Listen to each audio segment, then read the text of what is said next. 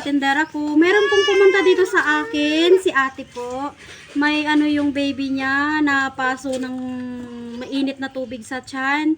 Nananawagan po si ate na humingi po ng tulong para po sa mapamintin yung ano ni baby, ni mga gamot niya po para gumaling. So, ako po, alam niyo naman si Katendera is wala po kung kakayahang mabigyan si ate ng tulong. Kaya ako na lang po yung gagawang way na nananawagan po ako dun sa mga mababait na netizen, mababait na followers ko. Sana po matulungan niyo po si ate doon po sa sitwasyon niya. Marami na daw po siyang nilapitan kaso nga po, busy po yung ating mga ano ngayon dahil nangangampanya. Sana po sa mga mabait po dyan, tulungan po natin si ate. Kasi ako nakita ko po naaawa ko dun sa baby. Sobrang laki nung paso niya dito sa tiyan. Sana po matulungan po natin. Ate, ano pa mo ate? Maricel Abalis po. Maricel, taga saan kayo ate? Ano po, taga Nalsyan din po. Taga Nalsyan po siya mga katindera. Tapos umabot pa po dito sa ano, sa ubong. Nag-iikot po siya na makalikom ng pera para pambili ng gamot ng baby niya. Sana po matulungan niyo po si ate. May contact number ka at mulong sa'yo, ano, maabutan ka nila, ha? Ganito na lang, picturean kita tapos, anong sinakyan mo papunta dito? Ano po kayo nakaabot dito sa amin? Ano din po, may tumulong din sa akin. Ilang taon ka na ate? 33 po. Pangalan baby mo to? 3 po. Paano to halimbawa uuwi ka ngayon?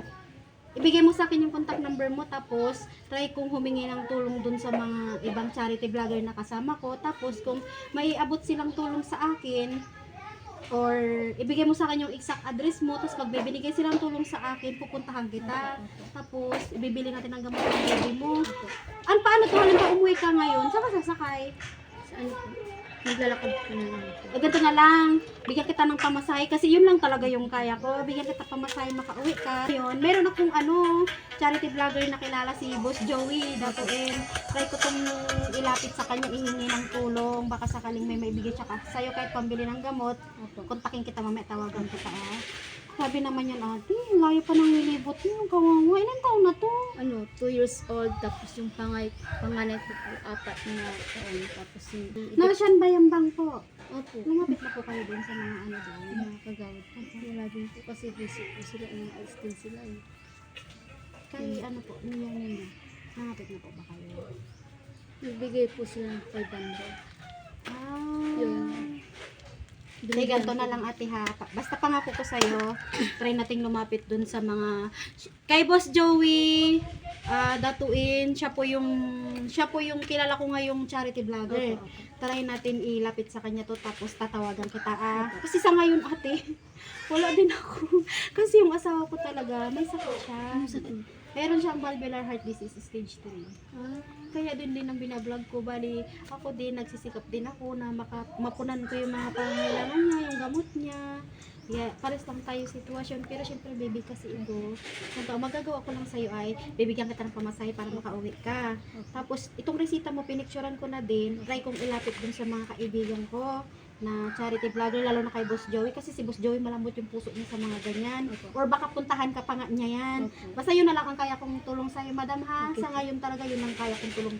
Kasi sa akin talaga wala akong maibigay sa'yo. Okay lang. Basta yun lang tulungan kita kasi syempre maano din ang puso ko sa bata. Basta magkawawang baby. Basta yun na lang gawin natin ate ha. Bigyan kita pamasahe. Iwan mo sa akin number mo para kontakin kita. Sige. Pamanawagan ka sa kanila sa manawagan ka sa mga gustong tumulong sa'yo. Sabi mo, malaking bagay para matulungan si baby mo. Tulungan niyo po kami para magaling na yung anak ko na pangalawa ko po. Tapos natapunan po ng tubig na ng anak ko. Sige na yun ate ha. Ganto. Sige. Ganto, sige. Gano'n na lang po yung gagawin ko sa mga mabubuti pong loob na netizen dyan. Sana po tulungan natin si ate na kahit po sa maintenance po ng gamot niya para gumaling lang po yung sugat. Sana po matulungan niyo po si ate.